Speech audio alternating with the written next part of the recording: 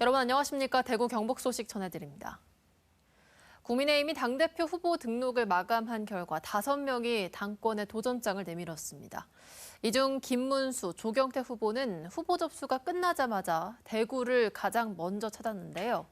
김 후보는 박정희 전 대통령 생가를 방문하고 조 후보는 인적 쇄신을 강조하는 등 이번 전당대회도 찬탄 대 반탄 구도로 흘러가는 모습입니다. 권윤수 기자가 보도합니다. 조경태 국민의힘 당대표 후보는 윤석열 전 대통령의 비상계엄과 탄핵 등의 책임 있는 인물의 쇄신이 먼저라고 강조했습니다.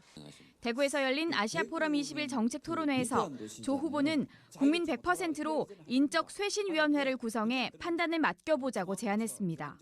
위헌적이고 불법적인 비상계엄을 한 대통령을 체포 영장을 집행하는 데 저지하려고 한 45명은 책임이 있다.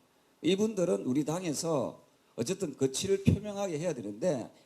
장동혁 당대표 후보가 전한길 강사의 유튜브에 출연해 윤 전 대통령 면회를 하러 가겠다고 한 것에 대해선 초등학교 1학년 수준도 안 된다라고 직격했습니다.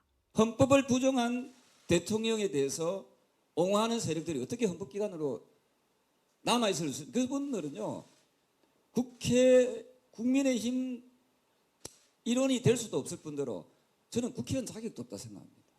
당대표가 되면 당명 교체를 고려하겠다며 일부 당원들조차 당 해체를 요구하는 상황에 강력한 혁신만이 당을 유지하는 유일한 방법이라고 주장했습니다.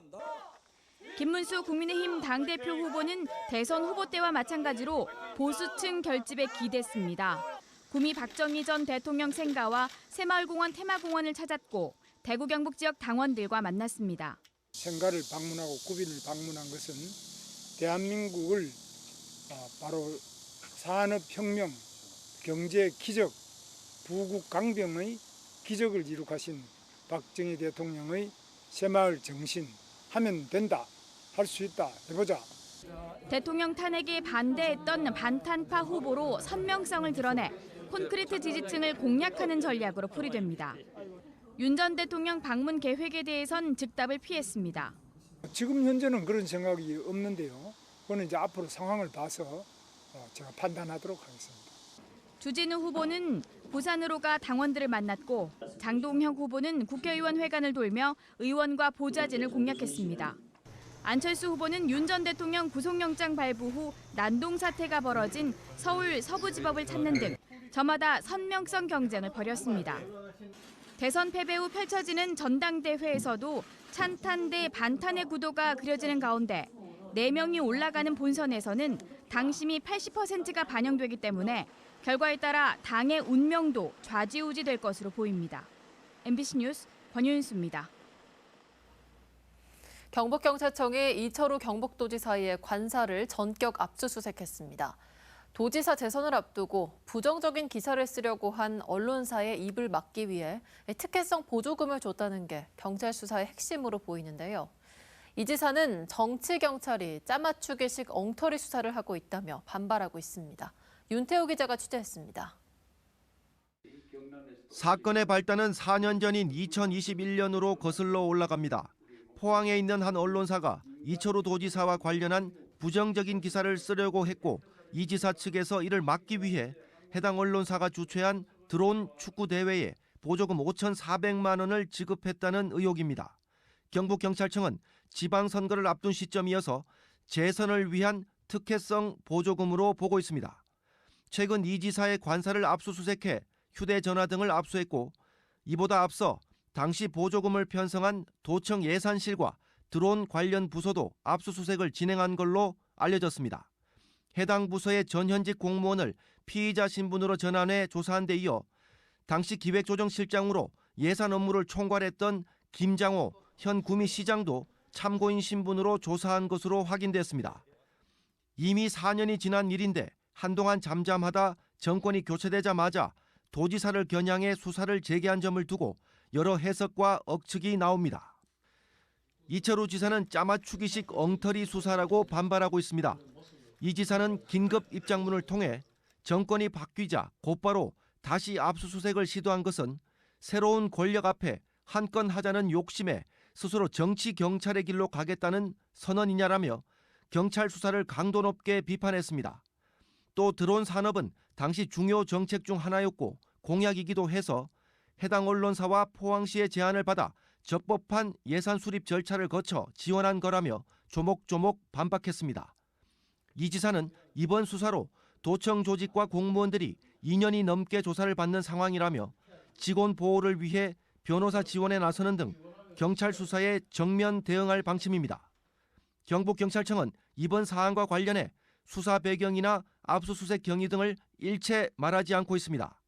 하지만 도지사 관사까지 압수수색을 한 것은 물증을 확보한 반증 아니냐는 관측도 나오고 이 지사를 참고인으로 불러 조사할 방침인 걸로 알려져 향후 경찰 수사에 관심이 쏠리고 있습니다. MBC 뉴스 윤태호입니다. 정부가 민생회복 소비 쿠폰을 지급한 지 어느덧 열흘이 지났습니다. 현재 경북도민 10명 중 9명은 소비 쿠폰을 지급받아 사용하기 시작했는데요. 덕분에 산불과 경기 침체로 어려움을 겪었던 골목 상권도 조금씩 활기를 되찾고 있습니다. 김경철 기자입니다. 무더위가 기승을 부리는 평일 낮, 안동 찜닭골목 가게마다 손님들의 발길이 이어지며 북적입니다. 치솟는 밥상 물가에 그동안 선뜻 외식에 나서지 않던 시민들도 최근엔 다시 지갑을 열기 시작했습니다. 정부가 지급한 민생회복 소비 쿠폰 덕분입니다. 오늘 대구 친구들이 와가지고 이거 같이 먹으려고 왔어요. 진닭 쿠폰도 있고 그러길래 돈이라는 게 10원이라도 주면 도움이 되지 안 되진 않았죠.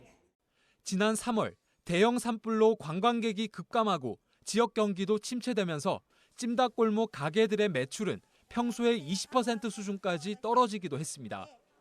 다행히 산불 재난지원금과 소비 쿠폰이 잇따라 지급되며 이제는 조금씩 숨통이 트이고 있습니다. 하루 종일 있어도 진짜 찜닭 한두 마리 이렇게 팔 때도 있었어요. 이제 조금씩 살아나는 것 같아요. 그리고 또 더구나 이번에 지원금 때문에 좀 사람이 좀 더 활기가 차는 것 같고 좀 그렇네. 그러니까 보람을 느끼고 좀 희망을 보죠 뭐. 여름철 비수기에 접어든 안동 중앙 신시장에도 소비 쿠폰 지급 일주일 만에 활기가 돌기 시작했습니다. 오늘 소고기 사고 또 소고기에 갈아 넣을 배 사고 지금 마트에나 이런 데 가면은 카드 써야 되는데 이제 이게 상품권 있으니까 더운데도 이제 시장에 왔잖아요. 특히 고기를 찾는 손님이 늘면서 정육점은 어느 때보다 문전성시를 이루고 있습니다. 소고기 한 근을 사던 사람이 2근을 산다든가 3근을 산다든가 그런 부분이 있죠. 지금 뭐 경기 안 좋은데 조금이라도 많이 도움이 되죠. 소비 쿠폰이 그래도 지역 사랑 상품권으로 하다 보니까 타 지역에 나가서 관광에서 쓰기보다는 그래도 자기 지역에 있는 시장으로 나와서 많이들 쓰다 보니 도움이 많이 되고 있는 것 같습니다. 특히 안동의 경우 지류형 상품권 신청자가 몰리며 소비 쿠폰 지급 닷새 만에 안동사랑 상품권이 매진되는 불편을 겪기도 했습니다. 시민들의 그 불편함을 최소화하기 위해서 조폐공사에 긴급하게 요청을 해가지고 지류형 상품권으로 80억이 8월 8일이면 공급할 예정입니다. 지류형 상품권 공급에는 전혀 지장이 없을 것으로 판단되며 이번 민생회복 소비 쿠폰으로 경북도민 약 250만 명에게 지급되는 금액은 7,643억 원. 이 가운데 현재 219만여 명에게 4,400억 원이 지급돼 지급률은 87.6%를 보이고 있습니다. MBC 뉴스 김경철입니다. 포항의 랜드마크 조형물이 잇따라 들어서면서 새로운 관광 자원으로 주목받고 있습니다. 밤바다의 정취를 만끽할 수 있는 다양한 볼거리가 더해지면서 포항을 찾는 관광객은 늘어나고 머무는 시간은 더 길어질 것으로 기대됩니다. 이규석 기자입니다. 포항의 새로운 랜드마크가 될 영일대 수욕장 빛의 시계탑입니다. 낡은 시계탑을 철거한 자리에 포항의 정체성과 미래 비전을 담아 새롭게 태어났습니다. 수평선 위로 떠오르는 태양, 그리고 넘실대는 파도의 이미지를 형상화했습니다. 시계탑은 시간을 알려주는 기능을 넘어 지역 날씨와 다양한 관광 정보를 함께 제공하게 됩니다. 네, LED 미디어 아트도 송출을 하게 되고 향후에는 연인 이벤트 프로포즈도 저희가 계획을 하고 있습니다. 그렇게 되면 이제 포항 해양 관광 도시로서 이 시계탑이 이제 랜드마크로 자리매김하게 될 것입니다. 올해 준공한 포항 송도해수욕장 바다시청도 포항의 새로운 랜드마크로 주목받고 있습니다. 현대적인 곡선미 자체도 볼거리지만 바다시청 위로 걸어 올라가 바라보는 영일만과 포항제철소의 야경은 정말 환상적입니다. 송도해수욕장 치맥거리와 버스킹 공연도 그냥 지나칠 수 없습니다. 영일대 해상 누각과 환호공원의 스페이스워크 야경은 포항하면 가장 먼저 떠오르는 대표 이미지로 각인되어 있습니다. 전문가들은 랜드마크 조형물도 필요하지만 체험형 관광 콘텐츠를 꾸준히 개발하는 것이 더 중요하다고 지적합니다. 직접 체험하고 참여하는 관광 콘텐츠 개발이 필요하다고 생각합니다. 포항이 가지고 있는 해양 레저 자원과 그리고 감성적인 체험을 스토리텔링 한다면 포항으로 오는 관광객의 만족도와 체제 시간이 높아지지 않을까 그렇게 생각하고 있습니다. 바다의 낭만과 산업시설의 웅장함을 동시에 느낄 수 있는 도시 포항. 포항의 밤이 관광객들에게 또 다른 매력으로 다가가고 있습니다. MBC 뉴스 이규설입니다. 프로축구 대구FC 조광래 대표이사가 팀 성적 부진에 대한 책임을 지고 시즌이 끝나면 결과와 상관없이 사퇴하기로 했습니다. 대구FC는 선수 강화부를 이끌던 성호상 부장에 대해 보직 해임을 단행하고 선수 강화 부서를 기술 파트와 지원 파트로 나눠 운영 체계를 재정비한다고 덧붙였습니다. 대구시는 이번 개선안을 즉각 수용하겠다며 대구FC 혁신위원회를 발족해 개선 방안을 마련하겠다고 밝혔습니다. 대구시는 소비 쿠폰 발행에 따른 지역 소비 심리 회복을 위해 물가 관리를 강화합니다. 시는 물가대책 종합 상황실을 운영하며 소비 쿠폰 사용 기간 물가 점검반 활동을 기존 주 2회에서 주 4회로 확대합니다. 또 9개 구군별 경제부서는 부당 상행위 신고센터를 운영하며 바가지 요금과 가격 미표시 등을 점검합니다. 대구시는 개인 간 거래를 통한 소비 쿠폰 현금화, 가맹점을 통한 소비 쿠폰 불법 환전 등 부당 행위도 단속할 방침입니다. 대구시는 병원 간 응급환자 전원 업무를 지원하는 지역 응급의료 네트워크 사업을 요양병원까지 확대합니다. 이는 최근 고령 환자가 병원에서 요양병원으로 옮기거나 요양병원 입원 환자가 대형병원 응급실을 이용한 뒤 되돌아가는 사례가 늘고 있기 때문에 이루어진 조치입니다. 이에 따라 시는 기존 지역 응급의료 네트워크 사업을 요양병원으로 확대해 요양병원의 진료 역량을 바탕으로 환자 증상에 따른 맞춤형 전원이 이루어질 수 있게 지원할 예정입니다. 경상북도는 오늘 서울 포스코센터 회의실에서 경주시 포스코홀딩스와 소형 모듈 원전 SMR 경주 유치와 원전 전력의 활용 협력을 위한 업무 협약을 체결했습니다. 수소 환원 제철의 성공을 위해서는 안정적이고 값싼 무탄소 전원을 24시간 확보하는 게 핵심인데 소형 모듈 원전이 대안으로 떠오르고 있다고 경상북도는 밝혔습니다.